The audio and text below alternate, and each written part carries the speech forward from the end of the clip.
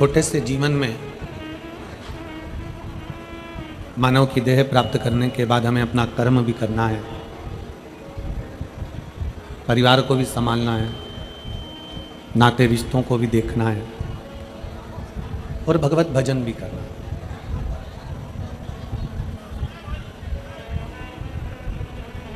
सभी कार्य आप और हमको इस मानव की देह में करना ही है, क्योंकि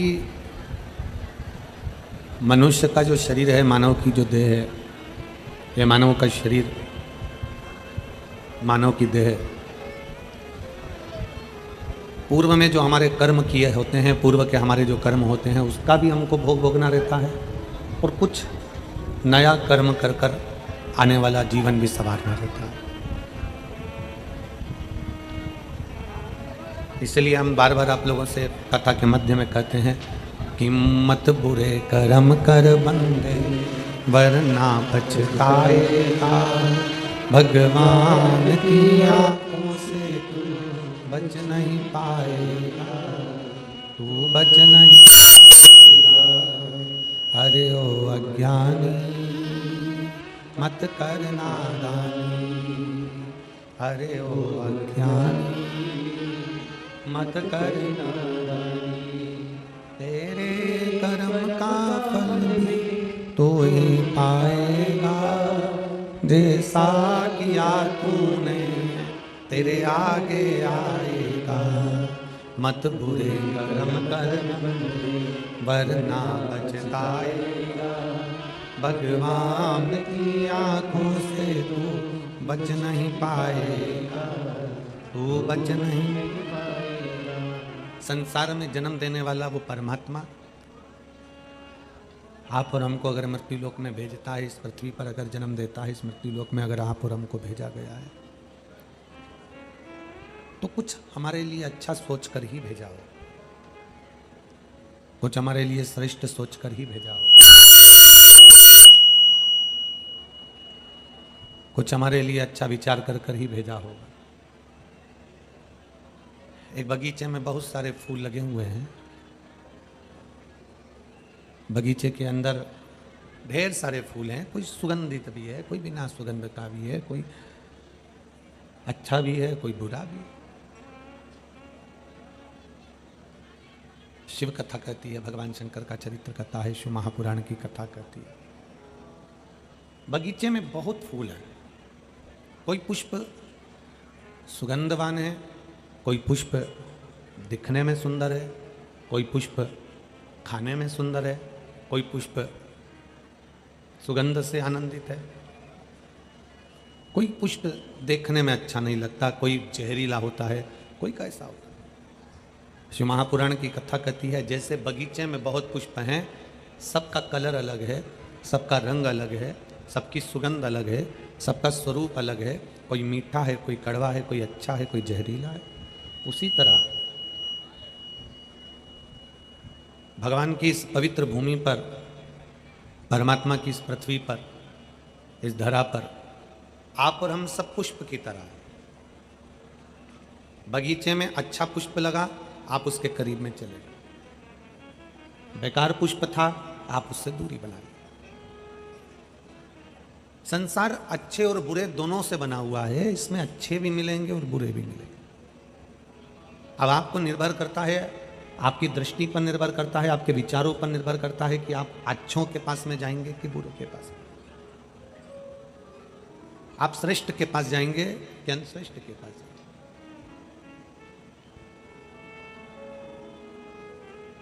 शिव महापुराण की कथा में एक बात, पार्वती जी से भगवान शंकर ने जब चंद्र को काया के रोग से मुक्त किया, शिव जी का नाम जब सोमनाथ हुआ, सोमेश्वर हुआ, तब पार्वती जी से भगवान शंकर ने कहा कि पार्वती, ये चंद्र पूर्व में जब तुम सती थी, दक्ष प्रजापति के घर में तुम जन्मी थी, माता प्रसूति के गर्भ से तुम्हारा जन्म हुआ था, तुम्हारी 27 बहनें इस चंद्र के साथ भी आई थी। ये तुम्हारी बहनों का पति है। पार्वती, तुम्हारा पूर्व का जो जन्म था, जिस जन्म में तुम सती थी, दक्ष प्रजापति के घर में तुम्हारा जन्म हुआ था और तुम्हारी 27 बहनें चंद्र के साथ बिहाई थी और चंद्र एक के प्रति आसक्त रहा, रोहिणी के प्रति, बाकी के प्रति आसक्ति नहीं थी उसकी। चंद्र को काया का रोग क्यों लगा? ऐसा क्या कारण चंद्र का था कि केवल अपनी एक पत्नी पर ध्यान दिया और बाकी की पत्नी को छोड़ दिया, इसलिए उसको काया का रोग लगा? चंद्र को काया का रोग किस लिए लगा? रोहिणी पर ध्यान दिया और 26 जो पत्नियां थी उन पर ध्यान नहीं दिया, इसलिए काया का रोग हो गया। सोमनाथ जी की अगर हम कथा देखें, चंद्रेश्वर महादेव की अगर कथा देखें, तो हमारे मन में आता है कि चंद्र ने अपनी एक धर्म पत्नी रोहिणी पर ध्यान दिया और 26 पर ध्यान नहीं दिया, इसलिए काया का रोग हो गया। पर शिव महापुराण की कथा कहती है ये कारण नहीं था। दक्ष प्रजापति ने केवल एक छोटी सी बात के लिए अपने दामाद को श्राप नहीं दिया। कारण केवल यह नहीं है कि 26 पत्नियों पर ध्यान नहीं दिया और एक पत्नी पर ध्यान दिया इसलिए ऐसा शरीर हो गया, ऐसा रोग हो गया। ना ना ना,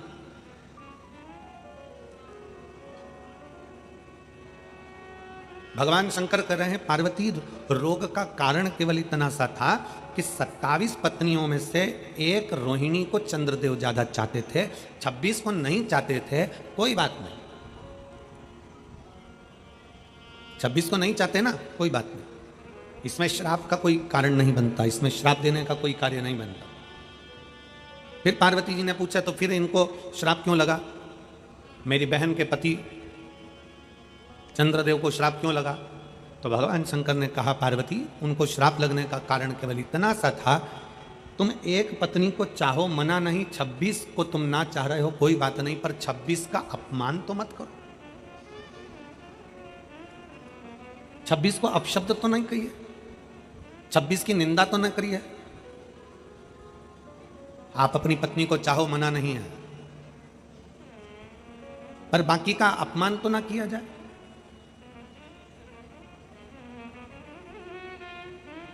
एक सास के जीवन का सबसे बड़ा लक्ष्य होता है उसकी बहू अच्छी आए, पर सास के जीवन का सबसे बड़ा लक्ष्य एक और होता है कि हमारे घर में अगर 4 बेटे हैं, 3 बेटे हैं, 2 बेटे हैं, 5 बेटे हैं और उनकी बहू आ जाए, तो ये सास का लक्ष्य होना चाहिए कि कभी भी मुख से ये ना कहे कि मेरी बड़ी बहू अच्छी है, कि छोटी अच्छी है, कि मंजली अच्छी है, कि संजली अच्छी है। अपनी दृष्टि में रखो कि कौन कैसा है, पर अपने मुख से कभी किसी एक बहू को श्रेष्ठ बताते हुए बाकी की बहुओं की बुराई जिंदगी में ना करी जाए, वो हमारे जीवन का दुख का कारण बन जाए,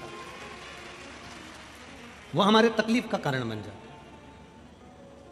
चंद्रदेव को काया का रोग क्यों हुआ? चंद्रदेव ने अपनी पत्नी रोहिणी को ज्यादा प्रेम करा इसलिए काया का रोग हुआ? नहीं नहीं नहीं, चंद्रदेव को कारण काया का रोग इसलिए हुआ क्योंकि चंद्र 26 जो पत्नियां थी, 27 में तो प्रेम था, 26 पत्नियों का अपमान कर देते थे। 4 लोग बैठे हैं, 4 लोगों में जैसी पत्नी पानी लेकर आई अपमान कर दिया, हर कुछ कह दिया, अपशब्द कह दिए, चिल्लाकर दौड़ दिए, कुछ कहने में आ गया, कुछ बोल दिए। शिव महापुराण की कथा कहती है अगर किसी ने कोई गलती करी है तो उसके कानों में जाकर कहिए कि तुमने ये गलती करी है, और किसी ने कुछ अच्छा करा है तो कानों में जाकर ना कहिए बल्कि नगाड़ा बजाकर कहिए कि तुमने ये अच्छा किया है, तुमने ये श्रेष्ठ किया। 26 पत्नियां जब पानी लेकर आती चंद्र तब चिल्लाकर दौड़ते, 26 पत्नियों में से एक पत्नी जब पंखा डोलाती चंद्र जब चिल्लाकर दौड़ते।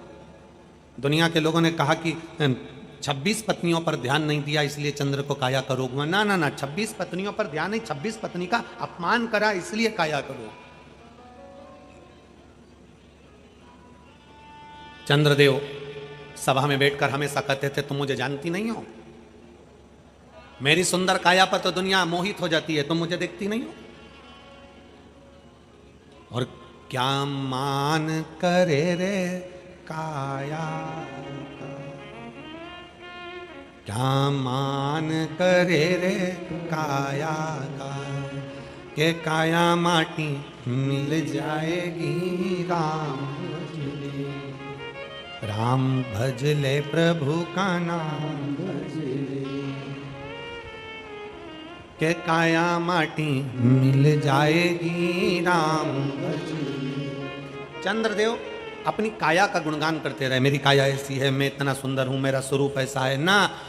धन, संपदा, सत्ता और काया, धन, संपदा, सत्ता और काया कभी आपकी नहीं हुई है। थोड़े दिन अगर धन का सुख भोग रहे हो सकता है कि जीवन का क्या पहलू आ जाए, किसने देखा, इसलिए मर्यादित शब्द होना चाहिए। काया बहुत सुंदर है, बचपन में सुंदर है, जवानी में सुंदर है, अधेड़ी आएगी तो वो काया भी आपको लगेगा, बताओ मैं तो कितना सुंदर था, पहले ऐसा था, पहले वैसा था, और काया ऐसी हो गई। सत्ता, आज आपके पास में अच्छा पद है, अच्छी प्रतिष्ठा है, अच्छी कुर्सी है, आप कोई अधिकारी के पद पर बैठे हो, आप कोई मंत्री के पद पर बैठे हो, आप कोई अध्यक्ष उपाध्यक्ष के पद पर बैठे हो, आपके पास में सत्ता है, आप कभी मालूम पड़ा विधायक बनकर बैठ गए, कभी सांसद बनकर बैठ गए, कभी कुछ बनकर बैठ गए, कभी कुछ बनकर बैठ गए, आपके पास सत्ता है। और इसके पहले किसी और के पास थी, उसके पहले किसी और के पास थी। जीवन का क्या ठिकाना है, कब किसके पास पहुंचेगी। धन, वैभव, सत्ता और यौवन अर्थात अपना शरीर एक जैसा नहीं रहा। कितना सुंदर कहा है, जिंदा रहने के लिए भोजन जरूरी है। जिंदा रहने के लिए जम के बोलो जरा, भोजन जरूरी है, पर भोजन से ज्यादा जरूरी है पानी। बोलो सही है, जम के बोलो जरा, सही है। जिंदा रहने के लिए भोजन जरूरी है, पर भोजन से ज्यादा जरूरी है पानी, पर पानी से भी ज्यादा जरूरी है वायु। जिंदा रहने के लिए भोजन जरूरी है, भोजन से ज्यादा जरूरी है पानी, और पानी से ज्यादा जरूरी है वायु। अगर तुम्हारी श्वास में तुम्हें हवा ही नहीं मिले और तुम्हें कहीं पैक कर दिया जाए तो भोजन और पानी का क्या करोगे। जिंदा रहने के लिए भोजन बहुत जरूरी है, और भोजन से ज्यादा जरूरी है, बोलते जाओ, पानी, और पानी से ज्यादा जरूरी है वायु, और वायु से भी ज्यादा जरूरी है तुम्हारी आयु। क्या जरूरी है? आयु। यह वायु से ज्यादा जरूरी है। समान 100 वर्ष का है, पल की खबर नहीं, आयु इतनी थी। खाने के लिए डब्बों में बादाम भरी पड़ी हुई है, पूरी अलमारियां रकम से भरी पड़ी हुई है, धन दौलत पड़ा हुआ है, और मालूम पड़े प्राण छूट गए, आयु इतनी थी। क्या करोगे उस संपदा का? फैक्ट्री का, दुकान का, व्यापार का, व्यवसाय का, साड़ियों का, गहनों का, कपड़ों का करोगे क्या? गाड़ी और बंगले का करोगे क्या? तो भोजन से ज्यादा जरूरी है पानी, पानी से ज्यादा जरूरी है, बोलते जाओ, वायु, और वायु से ज्यादा जरूरी है आयु। बस जैसे वायु से ज्यादा जरूरी आयु होती है, उसी तरह हम जब भगवान के मंदिर में जाते हैं, कथा सुनने के लिए जाते हैं, शिवालय में जल चढ़ाने के लिए जाते हैं, तुम कितना भी श्रृंगार कर कर चले जाओ, तुम स्नान कर कर चले जाओ, बिना स्नान के चले जाओ, तुम जैसे भगवान के पास जा रहे हो वो अपनी जगह पर है। तुम भगवान को चांदी का लोटा में पानी ले जा रहे हो, कि तांबे के लोटे में ले जा रहे हो, कि स्टील के लोटे में ले जा रहे हो, कि मिट्टी के लोटे में ले जा रहे हो, ये तुम्हारे ऊपर निर्भर है। पाँव में चप्पल पहनकर जा रहे हो कि नहीं पहनकर जा रहे हो, तुम्हारे ऊपर निर्भर है। तुम कुछ करो ना करो, पर सबसे ज्यादा जैसे मनुष्य की जिंदगी में आयु जरूरी है, उसी तरह परमात्मा शंकर की सेवा में मन बहुत जरूरी है। मन अगर लग गया तो परमात्मा।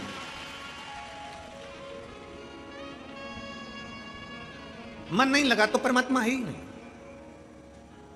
एक महिला ने एक पत्र लिखा है,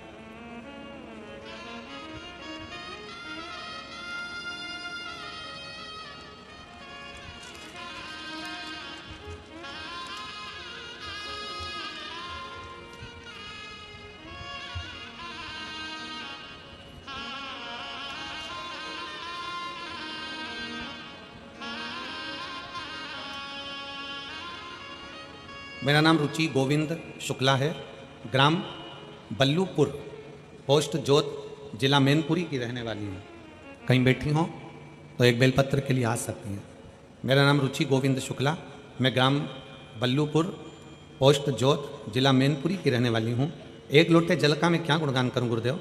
एक दिन मेरे पेट में दर्द हुआ, दूसरे दिन मैं मैनपुरी गई और अल्ट्रासाउंड कराया। डॉक्टर ने मुझे गांठ बता दी। अल्ट्रासाउंड कराने के बाद मेरे शरीर में गांठ बताई, फिर सीटी स्कैन के लिए आगरा जाने को सलाह दी। वहाँ हमने आगरा में सीटी स्कैन और अल्ट्रासाउंड की रिपोर्ट देखकर डॉक्टर ने मुझे कैंसर बता दिया। डॉक्टर ने मुझे कैंसर बताया। आप लोग पत्र को एलईडी पर आस्था चैनल पर पढ़ सकते हैं। डॉक्टर ने मुझे कैंसर बताया, लास्ट स्टेज का कैंसर था, ऑपरेशन नहीं होगा, कीमो लगेंगे, फिर कोई गारंटी नहीं है। तब मेरे भाई ने कहा कीमो नहीं लगवाएंगे, कहीं और दिखाएंगे। फिर लक्ष्य कैंसर हॉस्पिटल कायमगंज फरुखाबाद में दिखाया। डॉक्टर ने कहा कैंसर है, जल्द से जल्द ऑपरेशन होगा। डॉक्टर ने कहा ऑपरेशन लखनऊ होगा, यहाँ नहीं हो पाएगा। लक्ष्य कैंसर हॉस्पिटल जाते ही मुझे भी पता चल गया कि मुझे कैंसर है। मैं अंदर से टूट गई। मेरी मम्मी ने कहा टीवी पर शिव महापुराण की कथा आती है, उसमें सियोर वाला महाराज कुछ बताता है, एक लोटा जल सभी समस्याओं का हल बोलता है। मम्मी ने कहा शिव जी पर चढ़ा हुआ जल पीकर जाना, तू ऐसे मत जाना। हम मेरी माता के वचन पर विश्वास कर कर और सिहोर वाला महाराज आप पर भरोसा कर कर शंकर को जल चढ़ाया। जल चढ़ाकर मेरे 2 छोटे छोटे बच्चे हैं, मैंने अपनी जेठानी को दे दिया कि अब मेरे कोई पता नहीं है, क्योंकि डॉक्टर ने केवल 1 महीने का टाइम दिया है कि मैं इससे ज़्यादा नहीं जी सकती। मैंने अपने बच्चे अपनी जेठानी को दे दिए। और बाबा मैं क्या वर्णन करूं, मैंने शंकर पर जल चढ़ाकर विश्वास कर कर जल पी लिया। शंकर भगवान से कहा भोले बाबा, वो सियोर वाला महाराज कहता है कि सारी समस्या का हल 1 लोटा जल है, तो कुछ भी कर मुझे बचा लेना, बस मेरे बच्चों के लिए मुझे बचा लेना। मैं कैंसर हॉस्पिटल में पहुंच गई लखनऊ के, और ऑपरेशन का समय आ गया। ऑपरेशन का समय आया, तब ऑपरेशन करते समय मेरे शरीर से 5 किलो की गांठ निकली, जिस गांठ का फोटो मैं आपको लगा रही हूँ। आप लोग टीवी पर ऑपरेशन के समय पर जो 5 किलो की गठान निकली है उसको आप टीवी पर देख सकते हैं। ऑपरेशन के समय पर जो 5 किलो की गठान निकली है वो 5 किलो की मेरे शरीर में गांठ निकली, और ये गांठ का फोटो उसने साथ में लगाया है। 5 किलो की गठान निकली, 5 किलो की गठान निकली और 9 बजे ऑपरेशन पूरा हुआ। 5 किलो की गठान निकलने पर डॉक्टर ने कहा यह कैंसर बहुत बड़ा है, फिर से जांच होगी। गुरुदेव, मेरी मम्मी शंकर जी के मंदिर से नहीं हिली और श्री शिवाय नमस्तुभ्यम का जाप करती रही। शंकर जी का जाप करती रही, हिली नहीं। श्री शिवाय नमस्तुभ्यम, गुरु जी कोई मुझसे पूछे कि इस मंत्र में क्या है, 5 किलो की गांठ, डॉक्टर ने पहले बोल दिया कैंसर, और वही गांठ का टुकड़ा फिर जांच के लिए गया। डॉक्टर ने कहा तुम्हें 100% कैंसर है, पर जैसे ही जांच वापिस होकर आई डॉक्टर ने कह दिया तुम्हें 1% भी कैंसर नहीं है। मैं बाबा को धन्यवाद देने के लिए आई।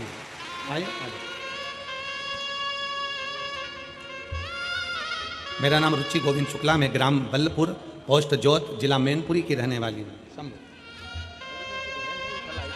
आपकी बहन है, एक उसको दे देना बहन को।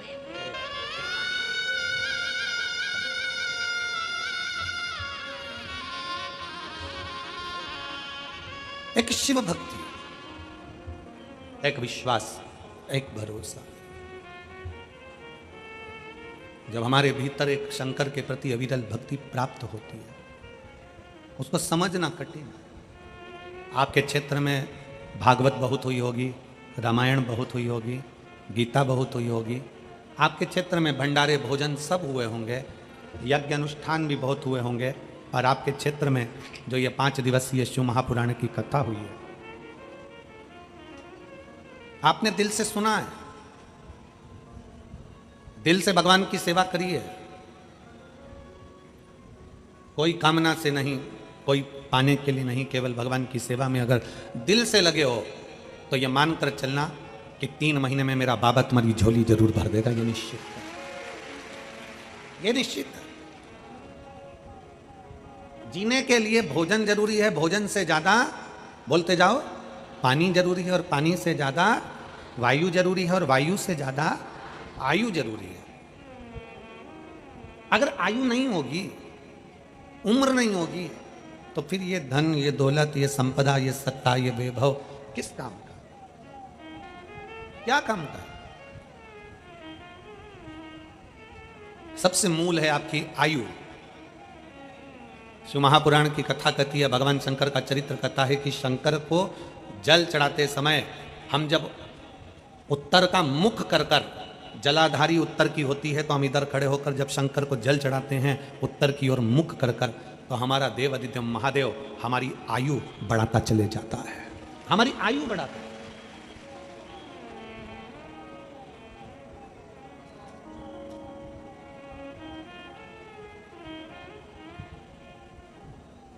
शंभू का भजन, शिव का स्मरण। शंकर को पाने के लिए तुम आभूषण पहनो, वस्त्र पहनो और सुंदर वस्त्र पहनो और सुंदर आभूषण धारण करो, या सुंदर वस्त्र धारण करो, या सुंदर सुंदर पादुका धारण करो, या अच्छी चप्पल या अच्छा मेकअप धारण करो, तब शिव मिलेंगे। ना ना, शंकर को पाने का सबसे सुंदर तरीका है निर्मल मन सो मोहि पाव। निर्मल मन होना चाहिए। और प्रत्येक घर के अंदर छोटा सा छोटा एक शिवलिंग होना चाहिए। शिवलिंग की आकृति, ये अंगुष्ठ को खड़ा करो, हाथ रखो, इससे बड़ा शिवलिंग अपने घर के अंदर ना हो। इससे जितना छोटा छोटा छोटा छोटा होगा उतना फल देगा। लोग कहते हैं क्या शंकर का शिवलिंग घर में रखेंगे तो रोज पूजन की जरूरत पड़ेगी?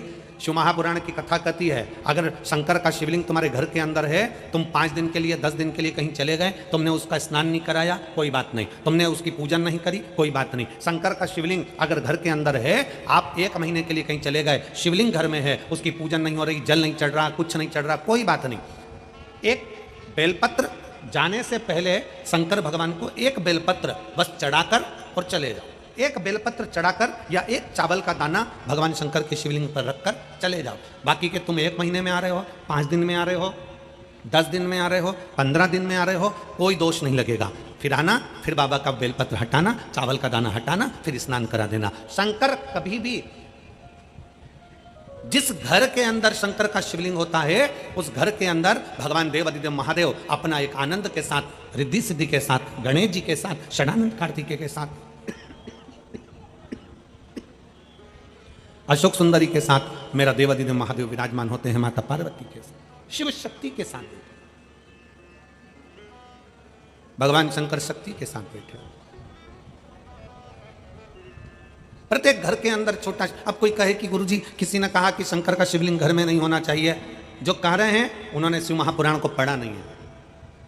ठाकुर जी की मूर्ति अगर टूट जाए तो वो खंडित कहलाती है, देवी जी की मूर्ति टूट जाए तो वो खंडित कहलाती है, देवता की मूर्ति टूट जाए तो वो खंडित कहलाती है, पितरों की पाथड़ी टूट जाए तो वो खंडित कहलाती है। पर शंकर भगवान का शिवलिंग अगर बीच में से 10, 15, 20, 25 टुकड़े भी हो जाएं तो वो खंडित नहीं कहलाता, वो अखंडेश्वर महादेव ही कहलाता,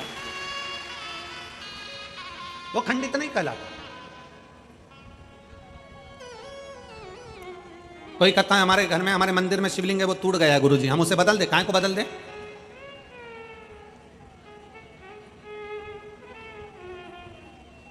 शंकर का शिवलिंग तुम्हारे घर में जैसा है, पत्थर का है, तुम्हारे घर में जो शिवलिंग जिस भाव से विराजमान है, पारद का है, चांदी का है, पत्थर का है, नर्मदेश्वर है, सीहोर का कुबेरेश्वर धाम का कंकर शंकर है, तुम्हारे घर में जो रखा वो श्रेष्ठ है, उसकी श्रेष्ठता है। शंकर भगवान कह रहे हैं पार्वती से कि पार्वती, ये चंद्र, तुम पूर्व जन्म में सती थी और तुम्हारी बहन 27 बहनों का विवाह इस चंद्र के साथ हुआ था। चंद्र की 26 पत्नियों पर चंद्र का ध्यान नहीं गया, 27 पत्नी रोहिणी से उनका प्रेम रहा। पर सुनो ए पार्वती, एक बात आज हम आपको बता रहे हैं, ध्यान से सुनना पार्वती, ये चंद्र को काया का रोग, अपनी 26 पत्नियों पर ध्यान नहीं दिया उसके लिए नहीं, 26 पत्नी का अपमान करा, ये उसका फल है।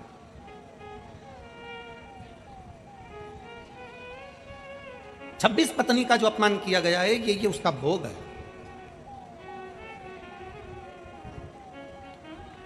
कितना सुंदर कहा, एक चरित्र आता है कि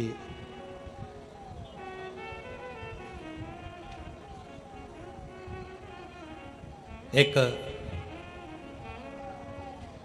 भगवान को भजने वाला एक व्यक्ति बहुत भजता था, बहुत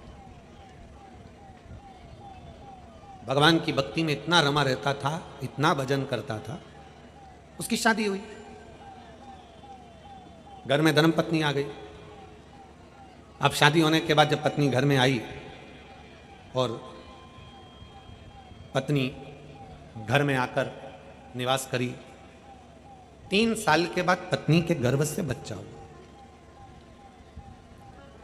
बच्चे ने जन्म लिया। जन्म लेने के बाद बच्चा मालूम पड़ा कि दोनों पांव से चल नहीं सकता, विकलांग।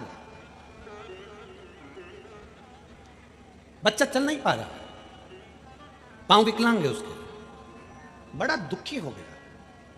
भगवान के पास पहुंचा, भगवान से बहुत बहुत झगड़ा किया, बाबा ये कहाँ का तरीका है, मैं तुम्हारी इतनी भक्ति करता हूँ, मैं तुम्हारा पर इतना विश्वास करता हूँ, मैं तुम्हारा इतना भजन करता हूँ, मेरा बचपन तुम्हारे भक्ति में निकला, मेरी जवानी तुम्हारी भक्ति में निकली, मेरी शादी हो गई, पत्नी अच्छी मिल गई, परिवार अच्छा मिल गया, सब अच्छा मिल गया, और बच्चा हुआ तो ऐसा हुआ। एलईडी चालू करिए, एलईडी यहाँ चालू करवाइए उधर साइड पे।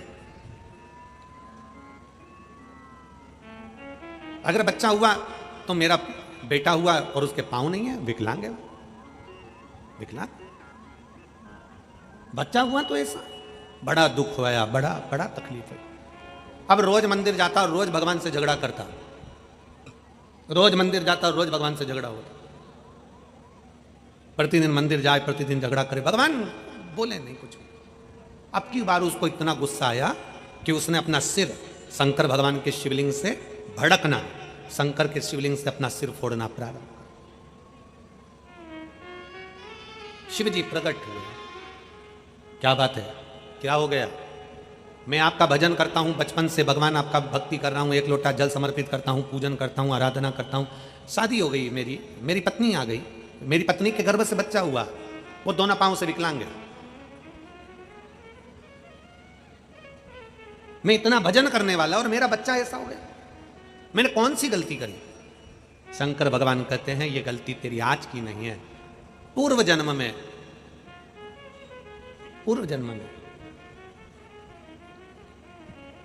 तू एक किसान था, एक किसान का बेटा पूर्व जन्म में तू था, और खेत पर तेरी धर्म पत्नी भोजन लेकर आई थी,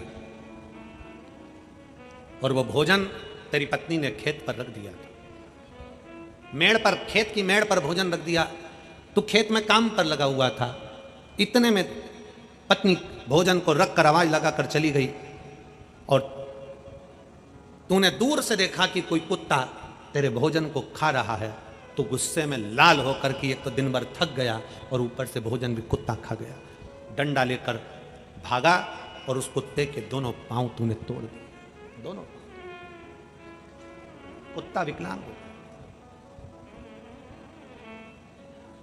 तू कहता है कि मैंने कौन सा कर्म करा, ये पूर्व का कर्म का भोग है, वही कुत्ता तेरे घर में जन्म लेता है और विकलांग होकर जन्म लेता है, उसकी सेवा तुझे करना पड़ती है।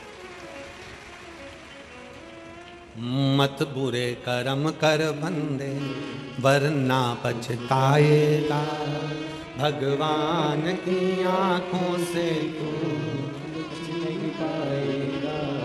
तू बच नहीं पाएगा।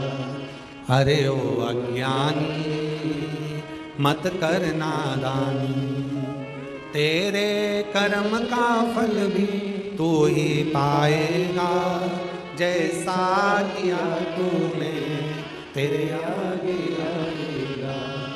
मत बुरे कर्म कर बंदे वरना पछताएगा, भगवान की आंखों से तू बच नहीं पाएगा, तू बच नहीं पाएगा। हमारे कर्म कैसे हैं ये हमको नहीं मालूम, हमने पूर्व में क्या करा ये हमको ज्ञात नहीं है, हमने पहले जन्म में क्या करा ये हमको मालूम नहीं है। बस हमें लगता है कि हम आज, इसलिए आपको कहते हैं किसी के चक्कर में मत पड़ो, शंकर जी के दरवाजे पर जाकर शंकर के शिवलिंग पर एक लोटा जल चढ़ाओ।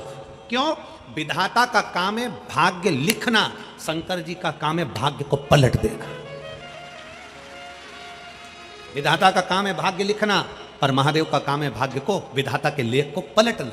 ये कोई नहीं पलट सकता, ब्रह्मा जी लेख को नहीं पलट सकते, भगवान विष्णु लेख को नहीं पलट सकते, 33 कोटि देवता लिखे हुए लेख को नहीं पलट सकते। केवल पलटेगा तो केवल एक देव अधिदेव महादेव ही पलटे, महादेव पलटे। उसका कारण क्या है?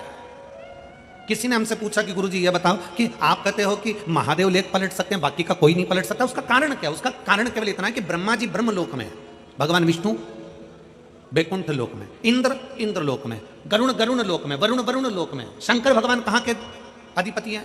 पृथ्वी के। मृत्यु लोक का अगर कोई अधिपति है तो शिव है। तुम्हारी कोई फाइल है उत्तर प्रदेश की, और तुम कहां जा रहे हो? मध्य प्रदेश। हमारी फाइल निपटाओ। निपटेगी? अरे बोलो तो जम के नहीं। क्या कहेंगे? भैया तुम उत्तर प्रदेश जाओ ना, तुम्हारी फाइल तो उत्तर प्रदेश की है, तुम्हारा केस उत्तर प्रदेश का है, सब कुछ उत्तर प्रदेश का है, तो तुम मध्य प्रदेश क्यों आए? तुम राजस्थान क्यों आए? तुम्हारा केस तो वहां का है, वहां निपटा दो। फाइल है मध्य प्रदेश की और जा रहे हो तुम बिहार। अरे भैया फाइल तुम्हारी मध्य प्रदेश की है तो मध्य प्रदेश में निपटेगी। चोरी का मामला है तो चोरी का मामला वहीं निपटेगा। मर्डर का मामला है तो वहीं निपटेगा। कोई दूसरी जगह तो नहीं निपट सकता। तुम्हें जाना है तो वहीं जाओ, वहीं पर निपटेगा। उसी तरह उत्तर प्रदेश की फाइल उत्तर प्रदेश में निपट रही है, मध्य प्रदेश की फाइल मध्य प्रदेश में निपट रही है, राजस्थान की फाइल राजस्थान में निपट रही है। ये प्रदेशों को बांटा क्यों है? उसका बांटने का कारण है कि आप इतना क्षेत्र संभालो और यहाँ का कार्यभार आप देखो, कौन सी फाइल निपटाना है, क्या करना है, क्या लिखना है, क्या नहीं करना है, ये आपके ऊपर है, ये आपके ऊपर निर्भर कर। उसी तरह फाइल दी गई है। पृथ्वी पर जन्म लेने वाले जितने भी मनुष्य हैं, पृथ्वी पर जन्म लेने वाले जितने भी जीव हैं, जलचर, थलचर, वायुचर, पृथ्वी पर अगर एक चींटी भी जन्म लेगी, झिंगुर भी जन्म लेगा, कीड़ा भी जन्म लेगा, मनुष्य भी जन्म लेगा, पृथ्वी पर अगर जन्म लिया है तो इन सब की फाइल मेरे देवाधिदेव महादेव के पास है, वो पलट देगा, पलट देगा। यहां की फाइल शिव के पास। यहां से सील ठप्पा लग कर जाएगा कि इसको बैकुंठ भेजना है कि नरक भेजना है। और तुम जितने बैठे हो एक भी बैकुंठ नहीं जाएगा,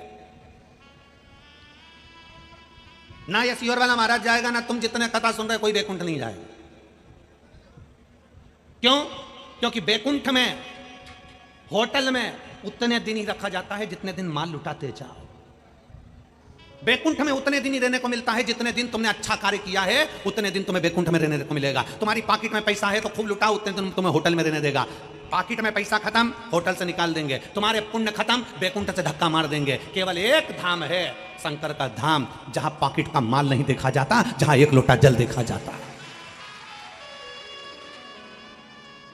जितने कथा सुन रहे हो शिव महापुराण की, बैकुंठ में अपन नहीं मिलने वाले, नरक में भी नहीं मिलने वाले। कहां मिलेंगे? बाबा भोलेनाथ के चरणों में, कैलाश अधिपति के उस पवित्र प्रांगण में, कैलाश की भूमि पर, जिसके ऊपर से देवता भी नहीं गुजर के जा सकते, वो कैलाश की धरा पर आप और हम मिलेंगे। तो कैलाश की भूमि,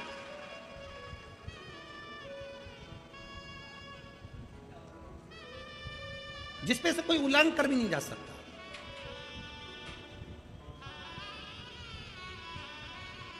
कितना विचित्र कथा है।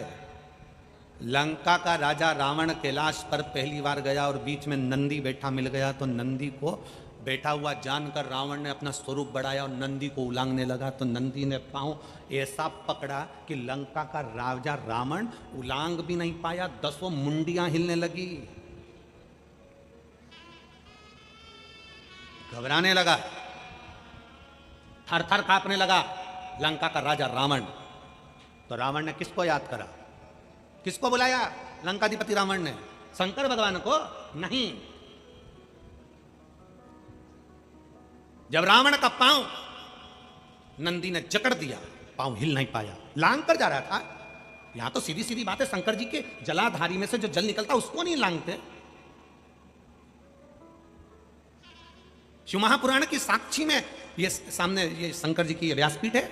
ये व्यासपीठ से ये सामने जितना बड़ा मंच बना हुआ है, मंच के सामने की जितनी जगह होती है, हमारे चाहे पीएसओ हो, पुलिस के जवान हो, चाहे कार्यकर्ता हो, आपको इधर से इधर नहीं जाने देते। जगह खाली है, आप जा सकते हो, पर इधर से हम इधर नहीं जाने देते। भागवत हो आप खूब निकलो, रामायण हो आप खूब निकलो, गीता जी हो आप खूब निकलो, पर शिव महापुराण की कथा हो उसके सामने का ये भाग खाली रखा जाता है, क्योंकि यहाँ नंदी बाबा की ये 5 दिन की कथा, 7 दिन की कथा बैठकर श्रवण करता है। हम जाने नहीं देते, उलांघने नहीं देते, क्योंकि हमारा कुछ नहीं बिगड़ना। बिगड़ना उस व्यक्ति का जो लांग कर जा रहा है, तेज कोई फोटो खींचने आ गया, कोई कुछ करने के लिए आ गया, कोई वीडियो बनाने के लिए आ गया और वो लांग कर चले गया। बाद में उसको समझ में नहीं आता कि हमें तकलीफ क्या हो रही है। बाद में मालूम पड़ता है कि हमने गलती क्या करी, वो कोई नहीं बताएगा कि वो गलती कौन सी थी। आपको गुस्सा आएगा कि हमारे को जाने क्यों नहीं दे रहा है, हमको इधर क्यों नहीं आगे बढ़ने दे रहा है। गार्ड रोक देंगे, पीएसओ रोक देंगे, पुलिस रोक देगी कि भाई यहाँ से सामने से मत निकलो, आप पीछे से निकल जाओ, पूरा मंच पड़ा है, घूम के निकल जाओ, पर सामने मत आओ। क्योंकि शंकर को जब 5 दिवसीय शिव महापुराण की कथा होती है, आप यहाँ पर आए हो, आपने दर्शन करे होंगे, कई माताएं मिट्टी को अपने मस्तक से लगाती हैं, कई प्रणाम करती है, कई लोट लगाती आती है। कथा के पंडाल की इतनी महत्वता होती है कि दिल से अगर मांगा जाए तो 3 महीने में बाबा बड़े से बड़ा रोग भी समाप्त कर देता है। और हीरे की चूड़ी पहनने वाले करोड़पति, सोने की चूड़ी पहनने वाले भी इस पंडाल में आगरा से आके पड़े हुए हैं, राजस्थान से आके पड़े हुए हैं, फिरोजाबाद के लोग पड़े हैं, मैनपुरी के लोग पड़े हुए हैं पंडाल के अंदर, जिनके आगे पीछे 4-4, 5-5 नौकर घूमते हैं, वो भी इस पंडाल में बैठकर केवल कथा श्रवण करने के लिए बैठे हैं। कई ऑफिसरों की पत्नी पंडाल के अंदर पड़ी हुई है, पंडाल के अंदर सो रही है, पंडाल के अंदर रह रही है, कोई आस लेकर, विश्वास लेकर। इस शिव महापुराण को समझना बहुत कठिन है, बहुत कठिन। जिंदगी निकल गई लोगों की, शिव पुराण को समझ नहीं पाए, जीवन निकल जाता है। लोगों को लगता है जैसी भागवत है वैसी रामायण है, जैसी गीता है वैसी वो है, वैसी शिव पुराण महाराज को बुलाएंगे, करवाएंगे और चले जाएंगे। ना ना, इस पुराण को समझना बहुत कठिन है। समझने के लिए पूरी जिंदगी लग जाती है मनुष्य की, पूरा जीवन, पूरा जीवन। शिव तत्व को जानना, शंकर को पहचान। नंदी का पांव जकड़ गया कि रावण का पांव जकड़ गया, रावण पांव नहीं हिला सका, रावण ने चीखा, चिल्लाया, खूब आवाज लगाई, कोई ना आया। आखिरी में रावण ने देखा मैं किसको बुलाऊं, शंकर जी को तो मिलने जा रहा था, स्मरण नहीं था, किसको बुलाऊं रावण ने विचार करा। तब लंकाधिपति रावण ने मंदोदरी को आवाज लगाई। किसको आवाज लगाई है, जम के बोलिए, मंदोदरी। कौन है ये, रावण की पत्नी। तब लंकाधिपति रावण ने मंदोदरी को आवाज लगाई। क्यों?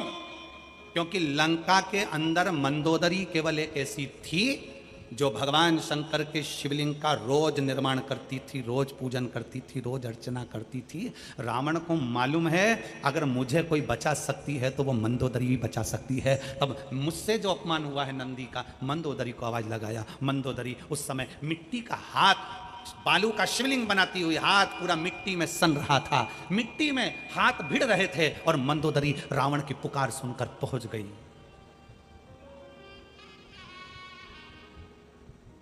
मंदोदरी ने जो देखा, स्वामी क्या हुआ? रावण कहते मेरा पांव, मैंने सोचा ये बेल बीच में है तो इसको लांग कर चले जाऊं, इसने मुझे रोकना चाहा परंतु मैं लांग कर जा रहा था, इसने मुझे पकड़ लिया, छोड़ नहीं रहा, पांव जकड़ लिया। मंदोदरी मुस्कुराकर नंदीश्वर की ओर देखकर हाथ जोड़कर प्रणाम करती है। केवल हाथ जोड़े थे मंदोदरी ने, और नंदी ने मंदोदरी के हाथ पर बालू रेत मिट्टी लगी हुई देखी कि ये वो बालू रेत है, ये वो मिट्टी है जिससे मंदोदरी रोज पार्थिव शिवलिंग का निर्माण कर कर, पूजन कर कर विसर्जन करती है। आज उस मिट्टी का हाथ लेकर मंदोदरी आई थी, और वो मिट्टी का मात्र एक कण हाथ जोड़ते समय जमीन पर गिर गया था, उसका स्पर्श नंदी को हो गया था। उस स्पर्श से नंदी ने पांव को छोड़ दिया, मात्र एक स्पर्श। क्या है पंडाल की मिट्टी, क्या है कथा श्रवण करने की भक्ति, क्या भगवान का भजन, क्या स्मरण, क्या पूजन। क्यों रात रात लोग सोते हैं, क्यों कथा का चौथा दिन शिवरात्रि होता है, 7वें दिन की कथा में 6ठा दिन शिवरात्रि होता है, क्यों, किस लिए? रात भर लोग रात भर सफर करते हैं, और रात भर सफर कर कर आखिरी के दिन की कथा सुनने के लिए पंडाल के सामने पहुंच जाते हैं। क्योंकि उनको मालूम है जैसे घर के मेहमान जाते हैं तो घर के बच्चों को कुछ देकर जाते हैं, उसी तरह आखिरी दिन मेरा बाबा जाता है तो कुछ ना कुछ देकर जाता है। समझने वाला समझ गया, जो ना समझा वो कहे, उसको पहचानना कठिन है। एक पत्र है,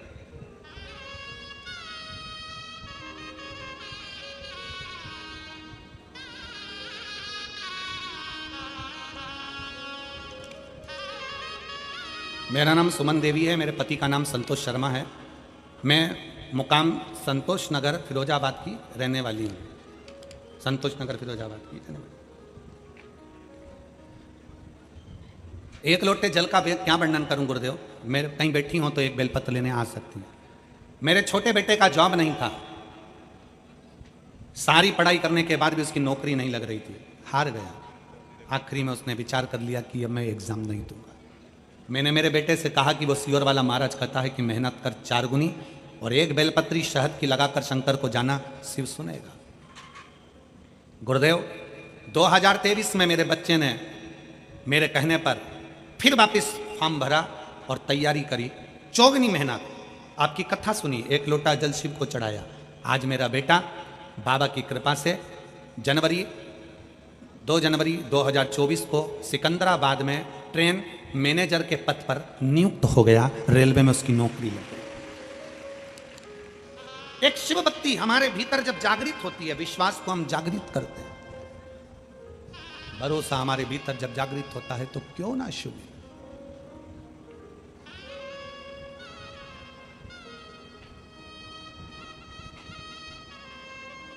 शिव भक्ति का बल जिस दिन आपके सामने होता है आप पहचान नहीं पाएंगे। घर में छोटा सा शिवलिंग है, कोई कहता है कि मत रखो, कोई कहे ये मत रखो, कोई कहे वो मत रखो। दरवाजे पर लिखा श्री शिवाय नमस्तुभ्यम, घर में रखा शिवलिंग। आपके घर में केवल एक शिवलिंग साधारण नहीं है, वो आपकी रक्षा का एक सूचक है, रक्षा का एक सूचक है। जो पहचान गया वो पहचान गया, जो नहीं पहचान पाया वो दरा की दरार है। अमृत लूटा फिरोजाबाद की इस पवित्र भूमि पर 5 दिवसीय शिव महापुराण में खूब कुबेर भंडारी लूटाने के लिए आया। जिसने लूटना लूट लिया, जो नहीं लूटा बाद में पछताया। जो समझ गया कि शिव तत्व क्या है, जो जान गया शंकर की अविरल भक्ति क्या है, वो जान। पार्वती अपमान के सूचक में ये चंद्रदेव को काया का रोग हुआ है। काया रोग होने का कारण कोई दूसरा नहीं, काया रोग होने का कारण है किसी का अपमान।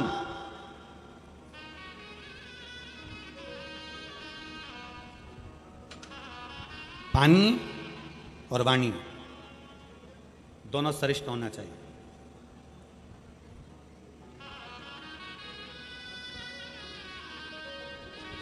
तुम्हारे घर में आरओ लगा है क्या? जम के बोलो जरा। अच्छा,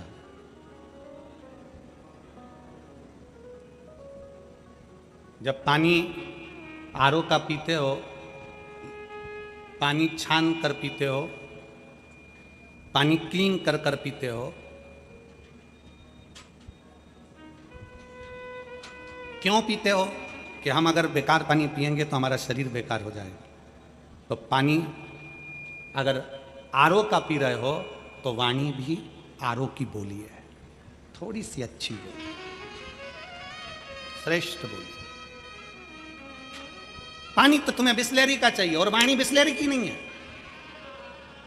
पानी आरओ का चाहिए और वाणी आरओ की नहीं है। शब्द पानी पियो छान, गुरु करो जान। हम कहते हैं पानी पियो छान और वाणी बोलो जान। वाणी भी बोलना तो ऐसी बोलना कि किसी का दिल ना दुख जाए, किसी के हृदय को ठेस ना पहुंचे। अपनी चित्तवृत्ति से कुछ वाणी ऐसे। शिव महापुराण के अंतर्गत हम लोगों का 5 दिन की कथा है, तो शुरू के 2 दिन हम नहीं मिलते, पर अगर नीचे जैसे हम अमी भैया के रुके हैं या जहाँ हम रुकना हुआ अर्चिटादिक में, जहाँ भी मैनपुरी में हम जहाँ किसी के कोरे मकान में शर्मा जी के रुके थे, ऐसा कहीं पर भी हमारा जहाँ रुकना होता है, वहाँ हम जब नीचे से निकलते हैं बहुत लोग खड़े रहते हैं, बहुत लोग खड़े रहते हैं, सबसे मिलना होता है। भाई प्रणाम प्रणाम प्रणाम प्रणाम करा और निकलते चले। ज्यादा मिलना नहीं होता। कारण क्या होता है कि क्या बोलें, जो कुछ बोलना है शिव पुराण बोलती है। आप अपना दुख हमको आकर बता दोगे कि हमारे पाँव में तकलीफ है, कोई कह देगा मेरे बेटे को तकलीफ है, कोई कहेगा मेरी बेटी को तकलीफ है, कोई कहेगा मेरी बहू को तकलीफ है, कोई कहेगा मेरा इसको तकलीफ है। तो हम किसी का दुख मिटाने के लिए पैदा नहीं हुए। हमारा दुख तो खुद महादेव मिटाते हैं, तो आपका दुख भी महादेव ही मिटा सकते हैं। आप उसके आश्रित हो ना, आप उसके भरोसे चलिए।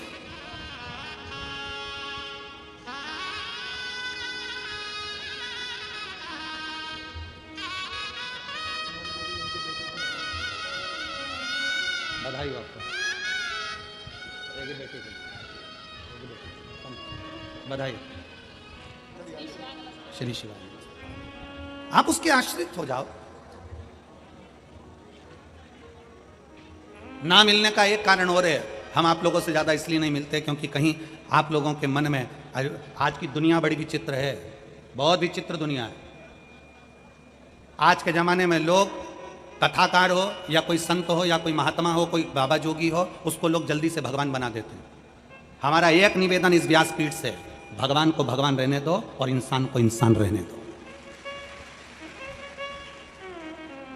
आप इंसान को भगवान मत बनाइए। और इंसानों से भी निवेदन है, आप कितने बड़े भी महात्मा हो गए अपनी जगह के, पर आप भगवान नहीं हो।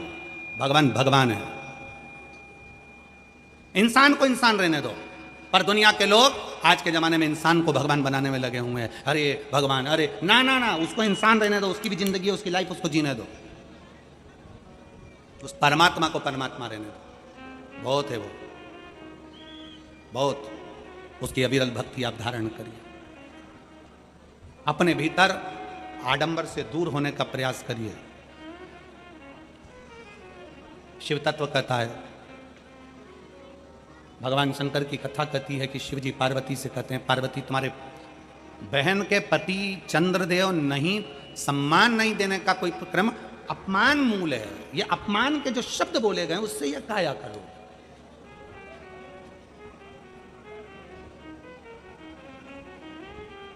और बड़ी मुश्किल से मिली है काया, बहुत भाव से भगवान ने तुमको दी है, इसको श्रेष्ठ बनाए। क्या मान करे रे काया का, क्या मान करे इस काया का, पानी में डूबना, समाप्त हो जाना। काजू खाओगे, बादाम खाओगे, गुलाब जामुन खाओगे, इमरती खाओगे, भजिया खाओगे, पकोड़ा खाओगे, चाहे कुछ भी खाओ, तुम्हारी मर्जी है, पर आखिरी में तो राख का ढेर होना ही है, कैसे भी रहो।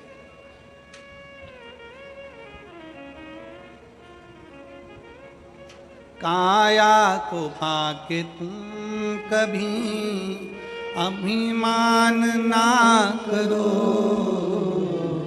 काया को पाके तुम कभी अभिमान ना करो, काया को पाके तुम कभी अभिमान ना करो।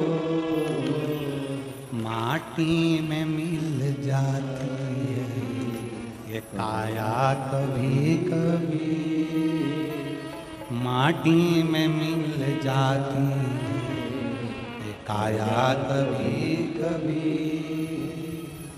होती है फिरोजाबाद में शिव पुराण कभी कभी, होती है फिरोजाबाद में शिव पुराण कभी कभी।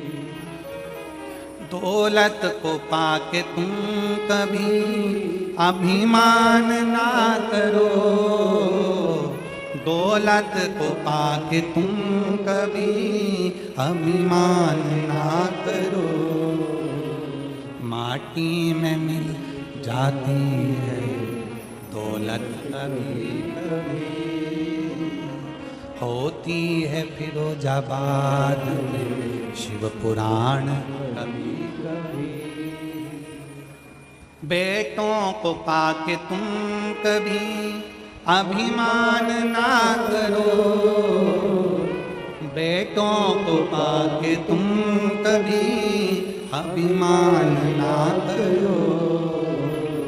बन जाते हैं पड़ोसी बेटा कभी कभी, होती है फिरोजाबाद में शिव पुराण कभी कभी। और बेटी को पाके तुम कभी अभिमान ना करो, बेटी को पाके तुम कभी अभिमान ना करो। ले जाते हैं जमाई भी बेटी कभी कभी, होती है फिरोजाबाद में शिव पुराण कभी कभी। कहीं किस्मत, कहीं भाग्य फिरोजाबाद वालों के चमके, कहीं किस्मत चमकी फिरोजाबाद की, और ये शिव महापुराण की कथा 5 दिवसीय हो गई। ये शंकर की उदारता से हो गई, शिव की कृपा से। पहचान लो उसको।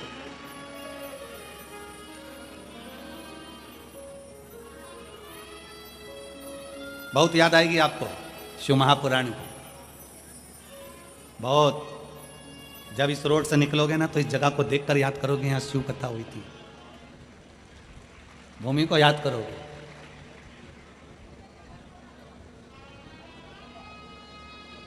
केवल आपको ही नहीं, प्रशासन को भी बहुत याद आएगी, बहुत। कहाँ से इतने सारे आते हैं और कहाँ चले जाते हैं।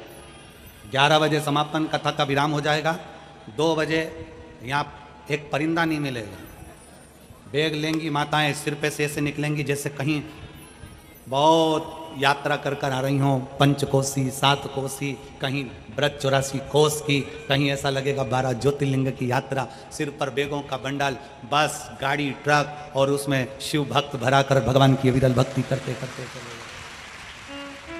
रेलवे स्टेशन पर, ट्रेनों में भरचक भीड़। लोग पूछेंगे कहाँ से आ रहे हो, कहाँ जा रहे हो। ट्रेन का मास्टर भी कह देगा जिसमें खाली जगह हो बिठा दो, जान दो अभी तो खाली करो फिरोजाबाद, चलो निकलो। शिव भक्ति समिति को भी स्मरण आएगा, सबके हृदय में, चित्त में शिव तत्व है, सबके। और बाबा को याद करते रहो, शंकर को याद करते रहो, शिव को याद करते रहो। शिव कथा कर रही है, भगवान शंकर का चरित्र कह रहा है, शिव महापुराण का चरित्र कह रहा है। अपमानजनक शब्द व्यक्ति की काया को समाप्त कर देते हैं। काया, भगवान से एक निवेदन हमेशा करते रहो। शंकर जी के मंदिर में जाना, शिव जी से कहना, बाबा तूने इतना वैभव दिया है ना, इतनी जायदाद दी है ना, इतना धन दिया है ना, इतनी संपदा दिया है ना, तूने दुकान दी, परिवार दिया, घर दिया, बच्चे दिए, सब कुछ दिया, अब आयु दे, थोड़ी उम्र बढ़ा देना जिसका भोग में भोग सको।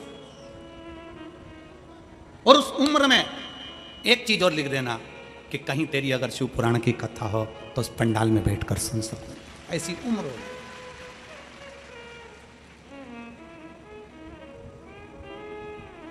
ये उससे कह देना। शंकर के मंदिर में जब एक लोटा जल चढ़ाने के लिए जाओ तो मांगा करो। मांगने, कई कथाकार कहते हैं भगवान से मत मांगो। भागवत जी में कई महाराजों बोलते हैं भगवान से मत मांगो, भगवान को तो दो, मांगो मत। पर इतनी माताएं बैठी है, आप में से कितनी माताएं जो अपने पति की थाली में 6 रोटी 10 रोटी एक साथ रख देती है? कोई रखती है? जम के तो बोलो जरा। नहीं। आप में से कोई माता ऐसी है जो अपने बच्चे की थाली में 6-7 रोटी एक साथ रख देती है? तुम्हें मालूम बच्चा 7 रोटी खाता है तो 7 एक साथ रख दी। पति 5 रोटी खाता है तो 5 एक साथ रख दी? नहीं। पत्नी अपने पति की थाली में पूरी रोटी नहीं रखती, मां अपने बेटे की थाली में पूरी रोटी नहीं रखती। उसका कारण केवल इतना है कि पति आवाज लगाकर कहे आज दाल अच्छी बनी है, ला 1 रोटी और लेकर आ, तो पत्नी खुश होती है। बेटा भोजन करने बैठे और आवाज लगा कर कहे मम्मी, मां, मम्मी, मां, मां अंदर से पूछे बोल क्या हो गया? आज गोभी की सब्जी अच्छी बनी है, 1 रोटी और ला दे। मां खुश हो जाती है कि मेरे बच्चे को आज सब्जी अच्छी लगी। उसी तरह दूसरे कथाकार कहते हैं भगवान से मत मांगो, पर शिव महापुराण की कथा कहती है शंकर हमारा बाप है और शक्ति हमारी मां है, 50 बार मांगो। शिव हमारा बाप है, शंकर हमारा पिता है, और मां दुर्गा भवानी अष्टभुजा धात्री, मां चामुंडा, मां जगत धात्री, मां दुर्गा हमारी मां है। और बाप और मां से मांगने में पीछे नहीं हटना चाहिए। क्यों हटे? हम किसी दूसरे से थोड़ी ना मांग रहे हैं, हम दूसरे से नहीं मांग रहे हैं। मायके का मतलब क्या होता है मालूम है तुम लोगों को? अरे बोलो तो जम के बोलो जरा। मायका मतलब जो भी कुछ है मेरी माँ का। मैं जाऊंगी और मेरा मन पड़ेगा तो मैं ये भी लाऊंगी, वो भी लाऊंगी, और घर के लोगों से कह मेरे को ये ला के दे दो, मुझे ये ला के दे दो, मुझे ये कांच का गिलास दे दो, मुझे ये मूर्ति दे दो, मुझे ये कटोरा दे दो, मुझे ये सामान दे दो। मायका अपने माँ के दरवाजे पर जा रहे हैं, अपने पिता के दरवाजे पर जा रहे हैं। बेटियों का हक होता है जाकर मांगना, बोलना। कोई कहे तुमसे कि भगवान से नहीं मांगना चाहिए, कौन ने कह दिया तुमको? कई लोग तुमसे कहेंगे, कथा बचने वाली भी आकर कहेंगे भगवान से नहीं मांगना चाहिए, भगवान से क्यों मांगो, भगवान को तो दो। परशु महापुराण की कथा कहती है शंकर को तो तुमसे कुछ भी नहीं चाहिए, और उसको जो प्रिय है वो तुम दे नहीं सकते हैं। एक आध बार शंकर जी ने कह दिया पकड़ ला, मुझे प्रिय है, जा पकड़ के लेके आ, जा चले जा पकड़ ला, शंकर को तो प्रिय है। एक आध बार कह दिया जा पकड़ ला सांप को, मेरे गले में डालना है। शंकर जी के पास में जाकर तुम तुरंत कह दोगी बाबा रेन दे तू, तो मैं नहीं जाऊं पकड़ ले, तू पकड़। शंकर की प्रियता, शंकर जी कहते मुझे प्रिय, जा शमशान की भस्म लेके मुर्दा जले और छान कर राख लिया। ओ बाप मैं तो ना, मैं ना, तेरे हाथ जोड़ो ना जाऊं। शंकर, शिव को तुमसे कुछ नहीं चाहिए। एक लोटा जल चढ़ाया, मन तुम्हारा, चावल चढ़ाया, मन तुम्हारा, भस्म चढ़ाई, मन तुम्हारा, और कुछ नहीं चढ़ा सको तो 3 बार ताली बजाई, मन तुम्हारा, और ये भी ना कर सको तो शिखर दर्शनम सर्व पापनाशनम, ये मन तुम्हारा। और कितना सुंदर कहा शिव महापुराण में, कहा अगर शिखर का दर्शन भी नहीं कर सकते, तुम्हारी ड्यूटी पर जा रहे हो, नौकरी पर जा रहे हो, फैक्ट्री पर जा रहे हो, काम करने जा रहे हो, तुम कहीं जा रहे हो, एक काम करो, ना मंदिर जा सकते हो ना शिखर दर्शन कर सकते हो, तो जहां शंकर का मंदिर है, शिवलिंग है, उस शिवलिंग के सामने से गाड़ी लेकर चलो, और गाड़ी चलाते चलाते एक बार शंकर की ओर मुस्कुरा कर देख लो, तो भी पार्वती जी शंकर जी से कह देती हैं इतना दुख है इस व्यक्ति को, तो भी तुम्हारे दरवाजे पर मुस्कुरा कर जाता है। समझ में नहीं आता, ये मुस्कुराहट ने भी आधे लोगों को घायल कर रखा है। मुस्कुरा दो और एक बार प्रैक्टिकल करके देखो कि मुस्कुराने में दम कितनी है। किसी की दुकान के सामने से अच्छी बढ़िया निकले ना, और दुकान वाले को इतनी देर में तो दुकान वाला पहले टेंशन में आ जाएगा, थी कौन, कहां से आई थी, कौन थी। नौकर पूछेगा सेठ जी से, सेठ जी, सेठ जी बोले मुस्कुराइए।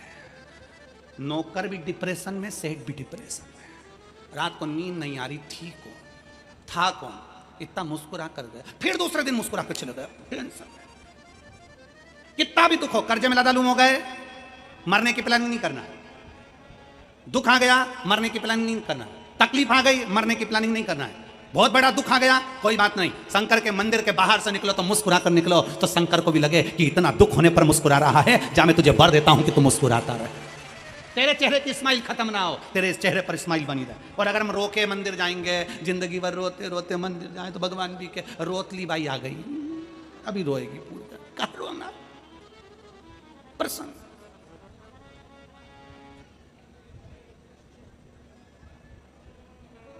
यह हमारी भाग्य का आनंद है, सुखमय आनंद लीजिए। शंकर के मंदिर में, परमात्मा की चौखट पर, भगवान के दरवाजे पर कई मिलते हैं हमारे को, कई लोगों की वीडियो भी बहुत सारी आती है, भगवान के मंदिर में खड़े हैं, आंख में से आंसू ढलक रहे हैं उनके, भगवान भी मन में सोचे तू मुझे दुखी करने आया है कि सुखी, थोड़ा मुस्कुरा के आया कर मेरे पास में, क्योंकि मेरा नाम तू जानता है कि लोग मुझे मुस्कुराहट से पहचानते हैं। भगवान कृष्ण की मूर्ति देखना, मुस्कुराती अच्छी लगती है, राधा जी मुस्कुराती अच्छी लगती हैं, राम जी मुस्कुराते अच्छे लगते हैं, जानकी जी मुस्कुराती अच्छी लगती हैं, ब्रह्मा मुस्कुराते अच्छे लगते हैं, विष्णु मुस्कुराते अच्छे लगते हैं, शिव मुस्कुराते अच्छे लगते हैं। एक भी भगवान की मूर्ति ऐसी नहीं है कि भगवान रोता मिला हो, भगवान मुस्कुराते हैं। क्यों? क्योंकि जिंदगी के पड़ाव में राम जी कहते हैं मैं पृथ्वी पर आया था, रोने का मौका मिला था, पर मैं मुस्कुरा कर आगे बढ़ता चले गया। कृष्ण अवतार में आया, खूब रुलाया, पर मैं मुस्कुरा कर आगे बढ़ गया। जिंदगी में पड़ाव में हर पल दुख आएगा, पर याद रखना, मेरा फोटो देखना, राम जी कहते मेरा फोटो देखो, कृष्ण कहते मेरा फोटो देखो, शिव कहते मेरा फोटो देखो, कि मैं मुस्कुराता रहता हूं। कितना भी दुख हो जिंदगी में, मुस्कुरा कर आगे बढ़ना, तेरा हाथ पकड़कर खींच कर मैं ले जाऊं। तुम रो रहे हो और रोते रोते तो जिंदगी हो गई। पहले परिवार के लिए रोए, पत्नी, बच्चे, नाते, रिश्ते, रोते रोते रोते रोते आखिरी का पड़ावा गया और जिंदगी समाप्त हो गई। वेंटिलेटर पे पड़ गए। घर के लोगों ने जाकर कहा देखो तो माँ, वो काकी, मौसी, देखो तो कौन आया तुमसे मिलने। वो पलंग पे पड़ी की पड़ी और उसको दिखा रहे, देखो तो कौन आया, और ये छाती पे खड़े, उसकी आंख में से आंसू बह रहा। पहचान गई कौन हो? इतने में बहू ने कहा देखो मम्मी पहचान रही है तुमको, काका जी तुमको मम्मी पहचान रही है। मम्मी से पूछो काका जी को देख रही, मम्मी को पूछो मामा जी को देख रही, मम्मी को पूछो मौसा जी को देख रही, और देख के मन में सोच रही इन्हीं के चक्कर में तो मर रही। और मरते मरते भी छाती पे खड़े हो गए। इतने में मम्मी ने आंख बंद कर ली तो बहू बोली काका जी तुमको पहचान गई। मम्मी ने आंखें बंद कर ली, आंख में से आंसू निकल रहे। अंदर से मम्मी से तो पूछो कि मेरी पूरी जिंदगी बर्बाद कर दी तुम लोगों ने, राम का नाम नहीं लेने दिया, शिव पुराण सुनने नहीं निकाल दी फिरोजाबाद में, और कह रहे कि मम्मी खड़ी, पापा खड़े, काका खड़े। देखा ही ना बोल रहे कौन खड़ा, कौन खड़ा। इसलिए अंत समय प्रभु वचन दिया और आए ना आए प्रभु कुटुंब कभी, अंत समय प्रभु आना पड़ेगा, वचन दिया तो निभाना पड़ेगा, और अंत समय प्रभु आना पड़ेगा। कितना कितना भगवान की भक्ति का एक सुख है। क्या चाहिए शिव पुराण सुनने वालों को? कुछ नहीं। जहां जगह मिल गई वहां बैठ गए, अपना छाता लगाया, पानी की बोतल रखी, आसन बिछाया, बैठ गए, सोए, खाया पिया, आनंद कर और चले बाबा के नाम।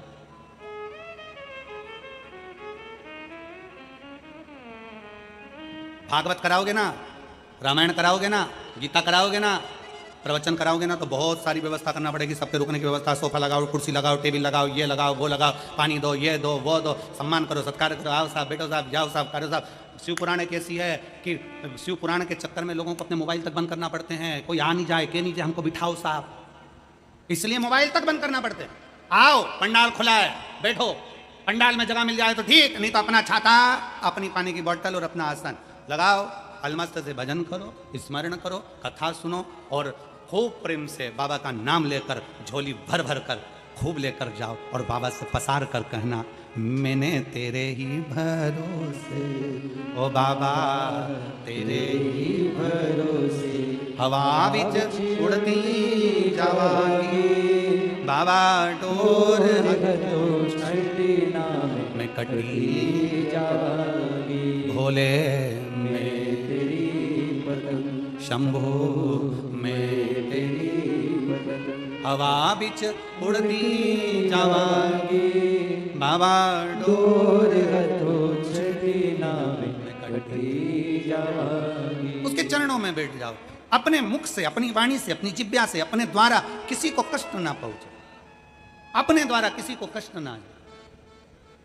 वाणी बहुत संभाल कर। फिर निवेदन है, पानी अगर आरो का पीते हो तो वाणी भी आरो की बोलो। पानी बिस्लरी का पीते हो तो वाणी भी बिस्लरी की बोलो। पानी छान कर पीते हो तो वाणी भी छान कर बोलो। बहुत जरूरी है बोलना। एक राजा ने महल बनाया, बड़ा सुंदर महल। नगर के सेठ जी को बुलाया, सेठ जी आओ और महल देखो कैसा बना है। सेठ जी आकर महल देखे, महल देखते सी सेठ जी ने कहा, महाराज महल तो अच्छा बना है पर दरवाजा छोटा रख दिया। से राजा ने पूछा, दरवाजे से क्या उन्हें आना जाना ही तो है। सेठ जी बोले, अरे महाराज तुमने दरवाजा छोटा रख दिया, जब तुम मरोगे तो तुम्हारी अर्थी कैसे निकलेगी। राजा को तो कांटे से खून नहीं, गुस्से में लाल हो गया कि ये तो मेरे मरने की बात कर रहा है, मेरे मकान के मुहूर्त पे, मेरे मकान के मुहूर्त पे मरने की बात करता है। राजा ने अपने दूतों को बुलाया, ले जाओ इसको जेल में डालो, बंद करो इसको, मेरे मरने की बात करता है।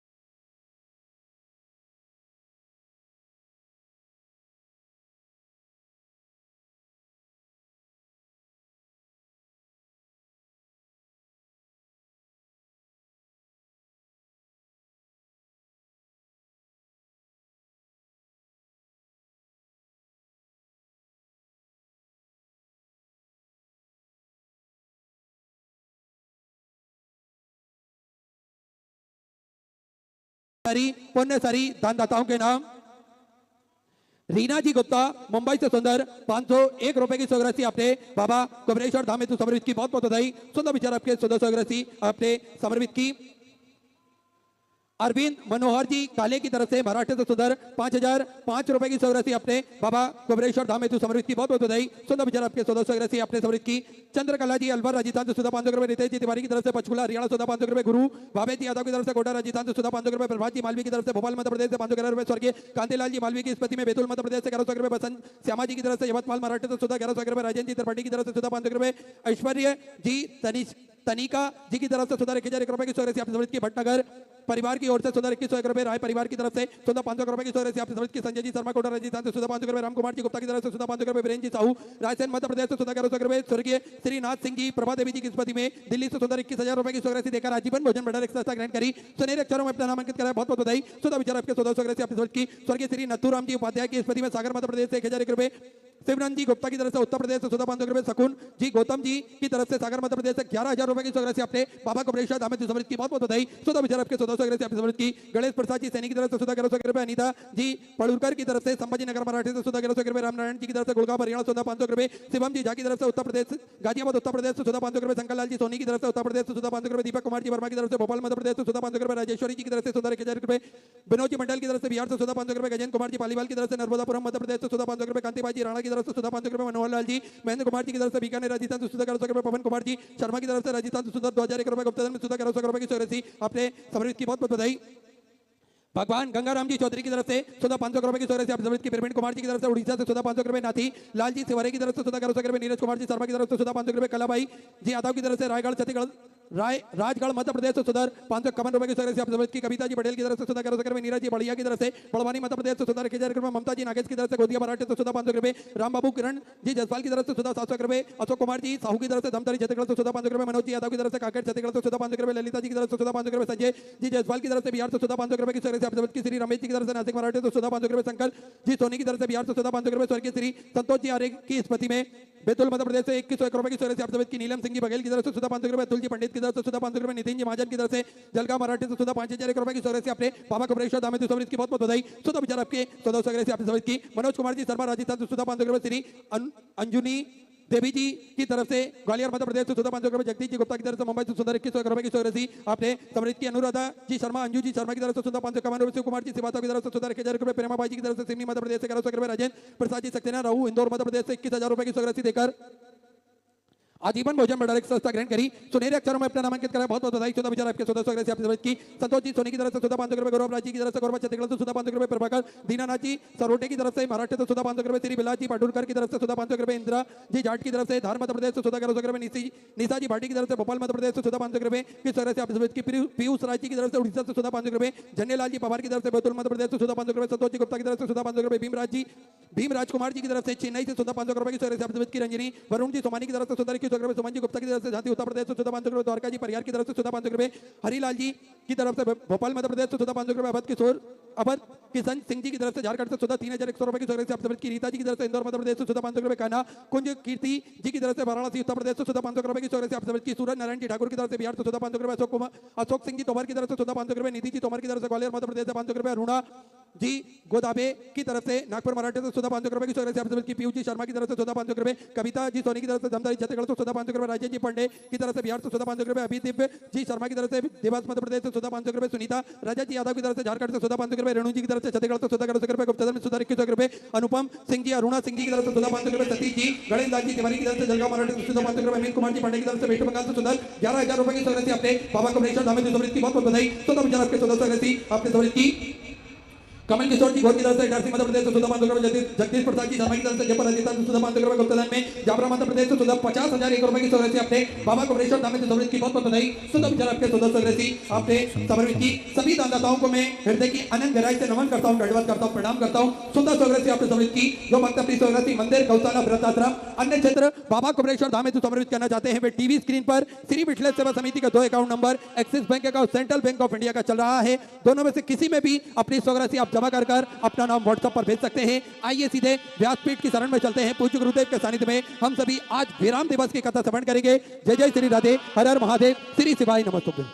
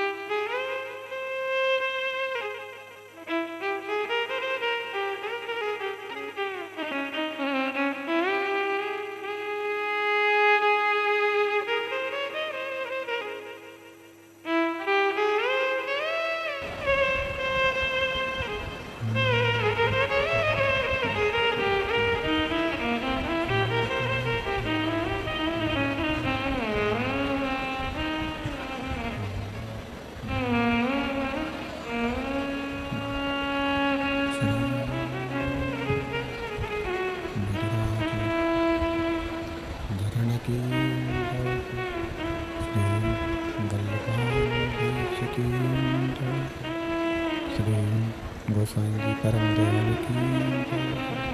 श्याम सुंदर श्री महारानी की जय।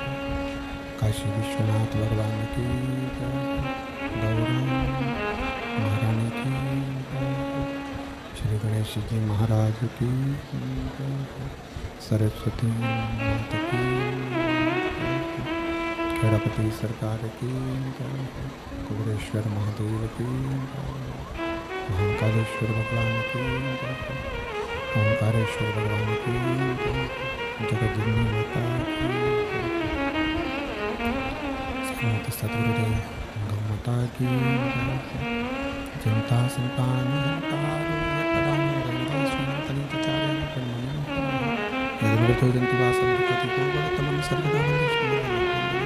अज्ञानतिमिरदास्य ज्ञानचक्षुलाकया चक्षुरुन्मिलितं तस्मै श्रीगुरवे नमः। नमामि हृदयेषु श्रीनिवासगद्दीशाय नमः।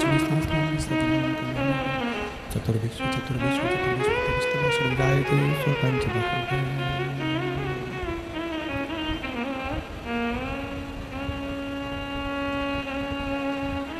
बोलो विश्वनाथ भगवान की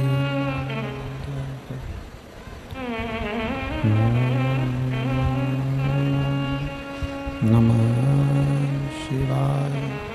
ओम नमः शिवाय। ओम नमः शिवाय। ओम नमः शिवाय। ओम नमः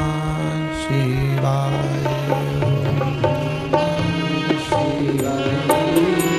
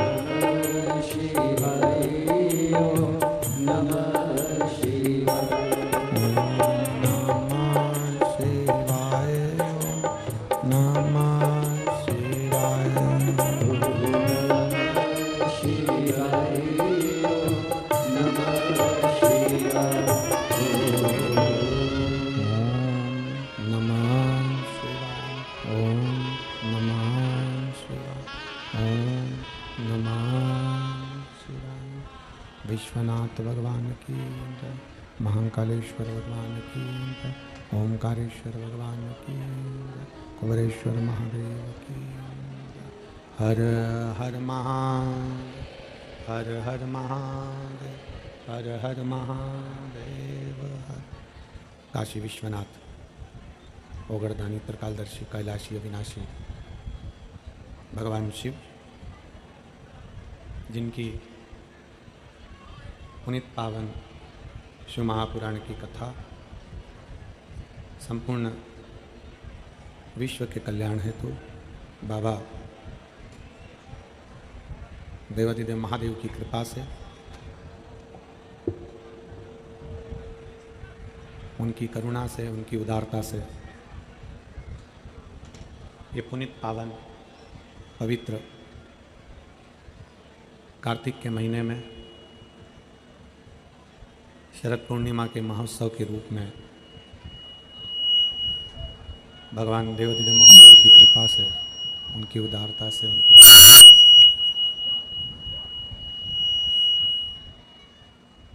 उनकी उदारता, उनकी करुणा से पावन पवित्र चंद्रेश्वर सोमनाथ शिव महापुराण की कथा श्रवण करने का सौभाग्य प्राप्त हुआ है।